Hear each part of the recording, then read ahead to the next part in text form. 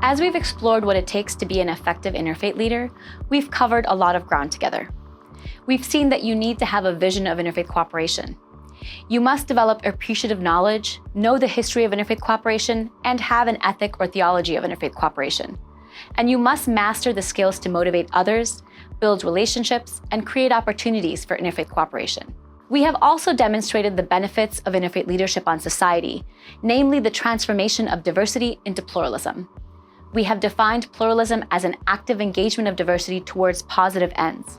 And we know that it can be achieved through fostering respect for identities, relationships between people who orient around religion differently, and a shared commitment to the common good. We have heard from several interfaith leaders who are working toward pluralism today within different professional fields, so we have a better understanding of how pluralism can take shape. We have discussed the importance of interfaith leadership and pluralism for a religiously diverse democracy like the United States.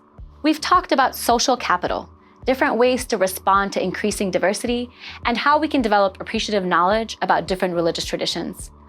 We have learned about the interfaith triangle of attitudes, relationships, and knowledge, and how our relationships with people of different religious orientations can impact our attitudes about others through the My Friend Al principle. Now, it's time to ask, how do we put all of this together? And how do we know when it's working? In this final lesson on interfaith leadership, we want to offer some strategies for putting the vision, knowledge, and skills of interfaith leadership into action. Then, we want to take a closer look at some of the tangible benefits of increased religious pluralism brought about by interfaith leaders in different communities. What are the civic goods that we often see as a result of increasing pluralism? These are indicative of the impact that interfaith leadership can have on a society, but are in no way comprehensive of the full scope of ways that interfaith leadership matters in the world today.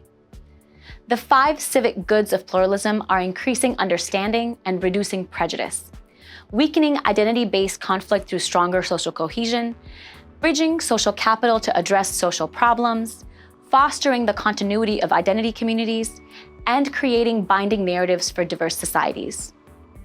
As we go through this lesson, we'll take a closer look at each of these goods.